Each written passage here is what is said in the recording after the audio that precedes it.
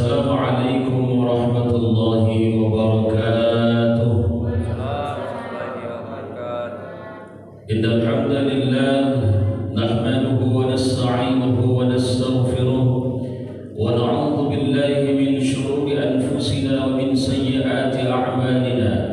Man yahdihillahu fala mudilla lahu wa man yudlil fala hadiya lahu. Asyhadu an la ilaha illallah wahdahu la syarika lahu wa asyhadu anna Muhammadan 'abduhu wa rasuluhu la nabiyya ba'dahu. Allahumma shalli wa sallim wa barik ala sayyidina Muhammad wa ala ali sayyidina Muhammad, amma ba'du.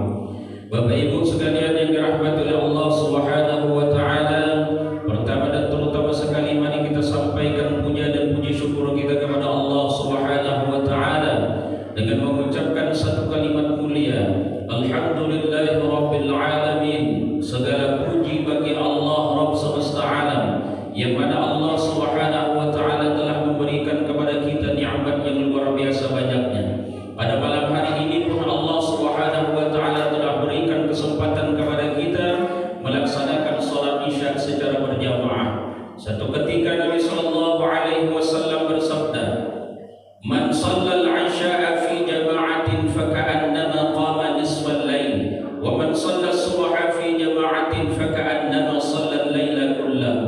Kata Nabi sallallahu alaihi wasallam, barang siapa yang melaksanakan salat Isya secara berjamaah, maka seakan-akan melaksanakan salat sunnah setengah malam. Dan barang siapa yang melaksanakan salat subuh secara berjamaah, maka seakan-akan melaksanakan salat sunnah satu malam suntuk. Maka malam hari ini kita merupakan bagian orang-orang yang diberikan oleh Allah kesempatan melaksanakan salat Isya berjamaah. Mudah-mudahan besok pagi kita pun bagian daripada orang yang mendapatkan kesempatan melaksanakan salat subuh secara berjamaah. Salawat beriring salam buat Nabi yang agung, Nabi Muhammad sallallahu alaihi wasallam. Allahumma salli ala sayyidina Muhammad wa ala ali sayyidina Muhammad. Assalamu alayka ya Rasulullah. Mudah-mudahan dengan salawat dan salam yang kita sampaikan kepada beliau, kita mendapatkan syafaatnya kelak. Amin ya rabbal alamin. Bapak Ibu sekalian yang dirahmati oleh Allah Subhanahu wa taala, hari ini kita berada di alam dunia, di mana sebelumnya kita berada di alam ruh, setelah itu melewati alam ruh kita berada di alam rahim, dan hari ini alam ketiga yang kita masuki di alam dunia. Maka tentunya di alam dunia ini Allah Subhanahu wa taala menciptakan kita adalah dalam rangka menjadikan kita hamba Allah Subhanahu wa taala yang mau beribadah kepadanya. Sebagaimana Allah katakan dalam Al-Qur'an, "Wa ma khalaqtul jinna wal insa illa liya'budun." Tidaklah aku ciptakan jin dan manusia melainkan untuk beribadah. Maka apapun status sosial kita, tentunya kita harus senantiasa ingat bahwasanya kita diciptakan di alam dunia ini adalah dalam rangka beribadah. Satu sisi kita diperintahkan beribadah kepada Allah, tetapi ternyata dalam kehidupan dunia ini kita menjalani kehidupan dunia ini seperti roda yang berputar. Satu sisi dan satu keadaan, terkadang kita berada di atas, tapi terkadang satu sisi kita berada di bawah. Artinya apa? Kita berada di alam dunia diperintahkan untuk beribadah, tetapi ternyata dalam kehidupan di dalam dunia ini pasti kita ternyata memiliki yang namanya permasalahan hidup. Kita pasti mempunyai problem. Satu sisi kita diperintahkan beribadah, tapi ternyata tak bisa dipungkiri, pasti kita punya problem dalam menjalani kehidupan kita di alam dunia ini. Maka yang menjadi judul yang ditetapkan oleh IKMI Kota Pekanbaru pada kesempatan malam hari ini adalah cara mengatasi masalah hidup.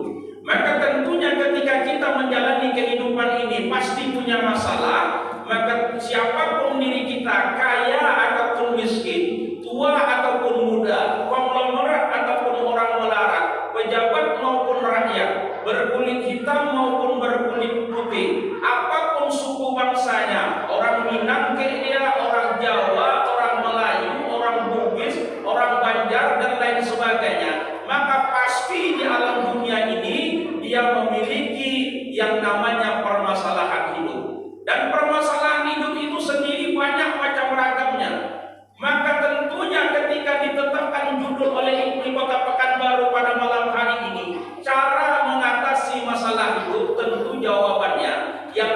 disampaikan pada kesempatan malam hari ini sifatnya global atau umum. Karena permasalahan orang yang bujang yang belum menikah bertahun-tahun, sudah berumur lewat dari kebiasaan, boleh jadi laki-laki biasanya umur 30 sudah menikah, ternyata 40 belum menikah, jadi masalah. Maka tentu beda mencari solusi yang harus diberikan dengan orang yang punya permasalahan, maaf cakap, berumah tangga sudah puluhan tahun belum punya keturunan. Tentu beda solusi yang diberikan. Maka pada kesempatan malam hari ini, ketika punya problem, ketika punya permasalahan, maka yang disampaikan adalah solusi secara umum. Ketika kita mempunyai permasalahan, maka solusi yang pertama haruslah kita meyakini bahwasanya setiap diri, setiap manusia pasti punya permasalahan. Jadi tak heran kalau hari ini kita punya permasalahan, orang lain juga punya permasalahan. Hari ini kita punya problem, tetangga kita juga punya problem. Hanya saja yang jadi permasalahan, ketika orang sama-sama punya permasalahan, bagaimana cara menghadapinya? Ada orang ketika dapat masalah, maka dia stresnya luar biasa. Kenapa? Tidak tahu cara ataupun solusi untuk mencari dan menyelesaikan permasalahan. Tapi ada pula orang ketika dapat masalah, ketika bertemu dengan teman, ketika bertemu dengan tetangga, tetap saja masih bisa tersenyum. Maka kita termasuk bagian yang mana? Maka tentu kita harus meyakini Bapak Ibu sekalian, firman Allah yang mengatakan la yukallifullahu nafsan illa wus'aha. Allah tidak akan membebani seseorang melainkan sesuai dengan batas kemampuannya. Berarti apapun ujian yang kita dapatkan, apapun permasalahan yang kita hadapi, maka sesungguhnya permasalahan ataupun problem serta ujian yang kita dapatkan sudah sesuai dengan kemampuan kita. Itu yang pertama. Yang kedua, Bapak Ibu sekalian yang dirahmati oleh Allah Subhanahu wa taala, ketika kita punya permasalahan, ketika kita punya problem, maka tentu cara menyikapinya adalah dengan cara bersabar. Maka kita ada masalah antara orang yang mengeluh dengan bersabar, maka sama-sama masalah itu sudah terkena kepada dirinya. Pasti dia akan sama-sama mengalami, sudah mengalami, cuma bagaimana menghadapi sebuah permasalahan. Ada orang ketika punya permasalahan, keluh kesah yang keluar dari lisannya, apalagi omelan-omelan yang tidak baik, bahkan suuzon kepada Allah atas apa yang menimpa dirinya. Tapi sebaliknya, karena dia orang yang beriman, maka ketika mendapatkan masalah, maka dia bersabar. Di bawah tingkatan daripada sabar itu adalah orang yang senantiasa berkeluh kesah. Maka Allah berfirman, ya ayyuhalladzina amanu ista'inu bis-sabri was-shalah innallaha ma'as sabirin. Wahai orang-orang yang beriman, jadikanlah sabar dan salat sebagai penolongmu. Sesungguhnya Allah bersama orang-orang yang sabar. Yang ketiga, Bapak Ibu sekalian, ketika kita dapat permasalahan, solusinya adalah berikhtiar. Sudah dapat masalah, ketika kita biarkan, kita tentu berdiam, duduk tanpa melakukan sesuatu, dia berusaha mencari solusi, maka masalah boleh jadi tidak akan selesai. Maka Allah katakan dalam Al-Quran, innallaha la yughayyiru ma biqaumin hatta yughayyiru ma bi anfusihim. Sesungguhnya Allah tidak akan merubah keadaan suatu kaum hingga kaum itu sendiri yang mengubah dirinya. Awak punya permasalahan, maka kalau dibiarkan tanpa mempunyai sebuah usaha untuk menyelesaikan, boleh jadi masalah itu akan tetap ada, bahkan boleh jadi bisa bertambah.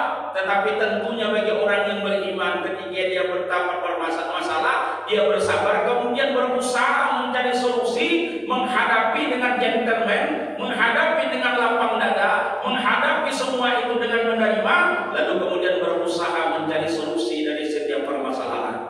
Kemudian Bapak Ibu sekalian yang dirahmati oleh Allah Subhanahu wa taala, ketika kita sudah dapat masalah dalam hidup ini, sudah berusaha, apa selanjutnya? Tentunya adalah menengadahkan kedua tangan kita bermohon kepada Allah Subhanahu wa taala agar sekiranya permasalahan itu bisa selesai. Kata Allah Subhanahu wa taala, a'udzu billahi minasyaitonir rajim.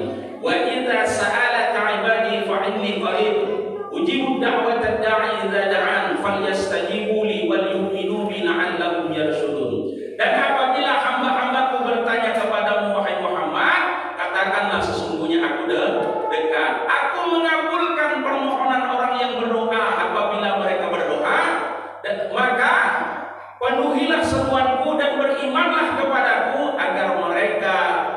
mendapat kebenaran.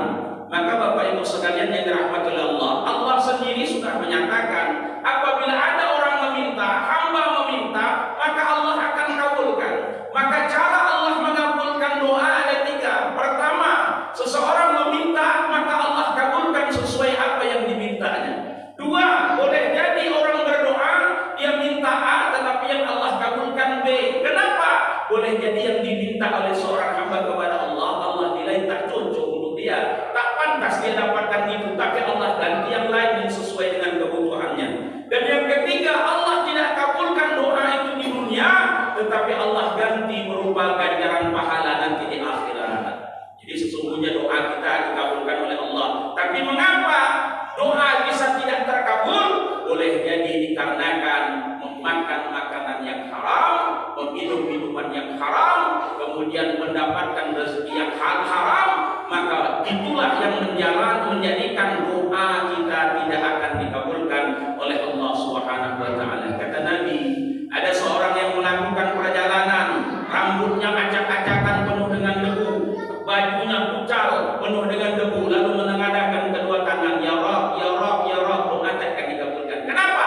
Yang dia makan adalah makanan yang haram, minuman yang dia minum adalah minuman haram, pakaian yang dia pakai adalah pakaian yang haram, sehingga doa akan dikabulkan oleh Allah. Walaupun di tempat yang mustajab, waktu yang mustajab, seperti di malam yang akhir dia berdoa, ketika banyak orang tertidur dia menengadahkan kedua tangan, bahkan menangis. Maka kalau sebelumnya tidak disertai dengan taubat, dia berdoa, doa akan dikabulkan oleh Allah Subhanahu wa taala.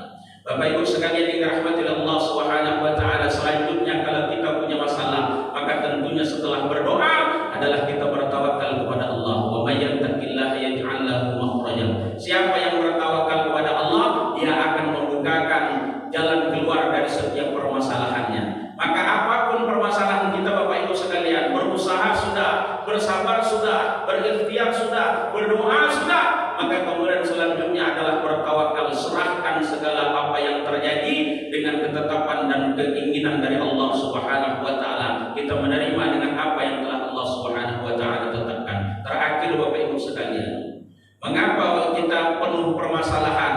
Maka tentunya kalau ada orang penuh permasalahan, ternyata pekerjaan tak ada masalah, dalam rumah tangga biasa-biasa saja, tapi kenapa tak nyaman hati ini? Gelisah, hati ini tidak gembira, hati ini tidak bahagia, ternyata pikiran kalut, hati tidak tenang. Maka boleh jadi permasalahan itu bukan urusan dalam urusan ekonomi, permasalahan itu bukan disebabkan dalam urusan rumah tangganya, permasalahan itu boleh jadi bukan di tempat kerjanya, permasalahan itu boleh jadi disebabkan dikarenakan dia melakukan dosa.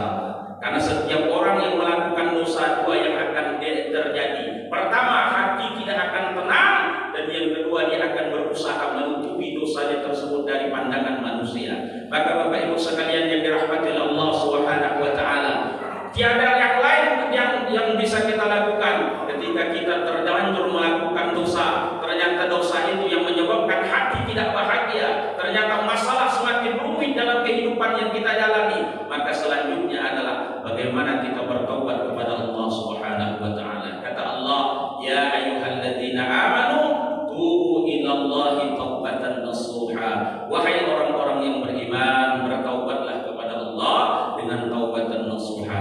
Bapak Ibu sekalian yang dirahmati oleh Allah Subhanahu wa taala, satu hal yang pasti terjadi, satu permasalahan hari ini kita selesai, dapat kita carikan solusi. Besok atau lusa, bulan depan atau tahun depan, pasti kita mempunyai permasalahan yang baru. Maka bukan menakutkan masalah dari apa yang dihadapi, bukan permasalahan itu yang harus kita takuti, tapi bagaimana kita mengambil hikmah dari setiap permasalahan yang melanda kepada diri kita. Mudah-mudahan dengan musibah yang ditimpakan kepada kita, mudah-mudahan dengan masalah yang ditimpakan kepada kita, maka itulah menjadi satu jalan Allah akan ampuni dosa-dosa kita, dan mudah-mudahan Allah curahkan rahmat kepada kita yang mendapatkan musibah ataupun permasalahan dalam hidup, dikarenakan boleh jadi itu sebagai bentuk ujian dari Allah, sehingga akan mengangkat daripada derajat kita dalam pandangan Allah Subhanahu wa taala. Demikian yang dapat saya sampaikan.